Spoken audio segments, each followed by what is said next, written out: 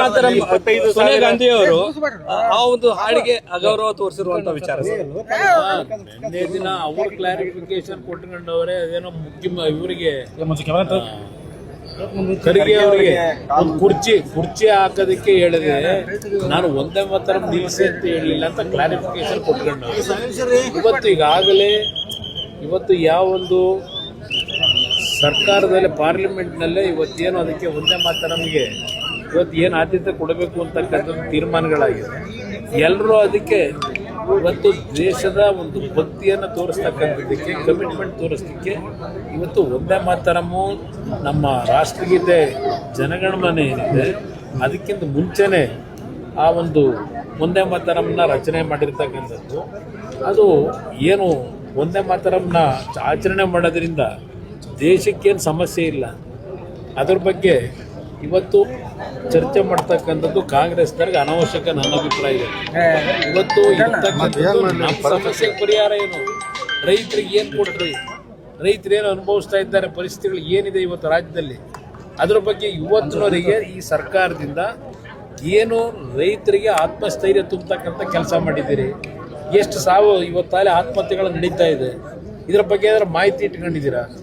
ಇವತ್ತು ರೈತರ ಆತ್ಮಹತ್ಯೆ ನಡೀತಾ ಇದೆ, ಅವ್ರ ಬದುಕಿನ ಜೊತೆ ಚೆಲ್ಲಾಟ ಆಡ್ತಾ ಇದ್ದೀರಿ. ಇದರ ಬಗ್ಗೆ ಯಾರಿಗೂ ಚಿಂತೆ ಇಲ್ಲ ಇವರಿಗೆ. ಚಾಮರಾಜನಗರದಲ್ಲೂ ಇದು ನಡೀತಾ ಇರ್ತಕ್ಕಂಥ ಪರಿಸ್ಥಿತಿ. ಮಾತರಂ ಸೋನಿಯಾ ಗಾಂಧಿ ಅವರು ಆ ಒಂದು ಹಾಡಿಗೆ ಅಗೌರವ ತೋರಿಸಿರುವಂತ ವಿಚಾರ.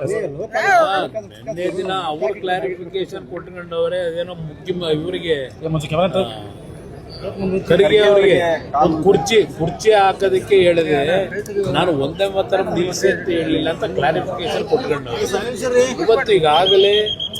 ಇವತ್ತು ಯಾವೊಂದು ಸರ್ಕಾರದಲ್ಲಿ ಪಾರ್ಲಿಮೆಂಟ್ನಲ್ಲೇ ಇವತ್ತೇನು ಅದಕ್ಕೆ ಒಂದೇ ಮಾತರಂಗೆ ಇವತ್ತು ಏನು ಆದ್ಯತೆ ಕೊಡಬೇಕು ಅಂತಕ್ಕಂಥ ತೀರ್ಮಾನಗಳಾಗಿದೆ. ಎಲ್ಲರೂ ಅದಕ್ಕೆ ಇವತ್ತು ದೇಶದ ಒಂದು ಭಕ್ತಿಯನ್ನು ತೋರಿಸ್ತಕ್ಕಂಥದ್ದಕ್ಕೆ, ಕಮಿಟ್ಮೆಂಟ್ ತೋರಿಸಲಿಕ್ಕೆ ಇವತ್ತು ಒಂದೇ ಮಾತರಮ್ಮು ನಮ್ಮ ರಾಷ್ಟ್ರಗೀತೆ ಜನಗಣಮನ ಏನಿದೆ ಅದಕ್ಕಿಂತ ಮುಂಚೆನೇ ಆ ಒಂದು ಒಂದೇ ಮಾತರಮ್ನ ರಚನೆ ಮಾಡಿರ್ತಕ್ಕಂಥದ್ದು. ಅದು ಏನು ಒಂದೇ ಮಾತರಮ್ನ ಆಚರಣೆ ಮಾಡೋದ್ರಿಂದ ದೇಶಕ್ಕೇನು ಸಮಸ್ಯೆ ಇಲ್ಲ.